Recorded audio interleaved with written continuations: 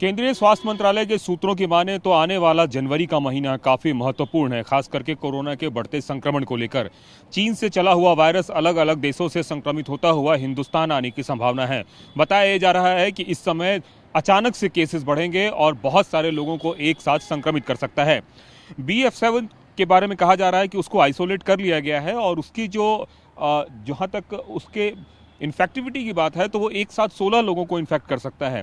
ऐसे में सरकार की परेशानी ये है कि अभी बहुत धीरे धीरे इन्फेक्शन है, लेकिन अचानक से इन्फेक्शन फैलेगा और बड़ी तादाद में लोगों के बीच ये इन्फेक्टिविटी बढ़ेगी। हालांकि सरकार इस बात का दावा कर रही है कि इस बार का इन्फेक्शन मतलब सिर्फ और सिर्फ इन्फेक्शस होकर रह जाएगा, बहुत ज़्यादा हॉस्पिटैलिटी और डेथ नहीं होगी। लेकिन कितनी होगी इस पर सरकार कुछ भी नहीं कह रही है।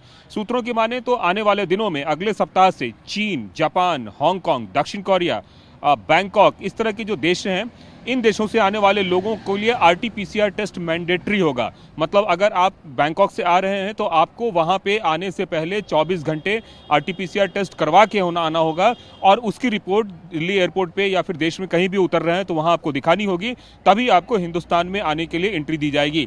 सरकार ने इस बात के लिए भी पुख्ता इंतजाम करने शुरू कर दिए हैं कि मेडिसिन की देश में क्या स्थिति है।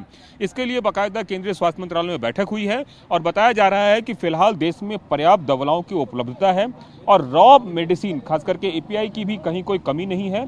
और सरकार ये दावा कर रही है कि पिछली बार वाली अगर स्थिति होती है तो उस स्थिति से निपटने के लिए भी हम पूरी तरीके से तैयार हैं। इन सब के बीच नेजल वैक्सीन की बात करें तो जनवरी के किसी भी लास्ट वीक में बताया जा रहा है कि नेजल वैक्सीन आ पाएगा, जो कि आम लोगों के लिए मुहैया हो पाएगा। इन सब के साथ एक बात और, रीबूस्टर डोज की अगर जो बात की जा रही है उस पे एंटागी को बोला गया है कि आप इस पे डेटा जुटाएं और ये बताएं कि क्या ये जरूरी है या अथवा नहीं है। सरकार डेटा का इंतजार कर रही है। अगर एंटागी डेटा देती है कि हाँ रीबूस्टर डोज जरूरी है तो संभव है आने वाले दिनों में रीबूस्टर डोज लगाया भी जा सकता है, अगर नहीं तो नहीं लगाया जाएगा। कैमरामैन रोहित के साथ कुमार कुंदन, TV9 भारतवर्ष, दिल्ली।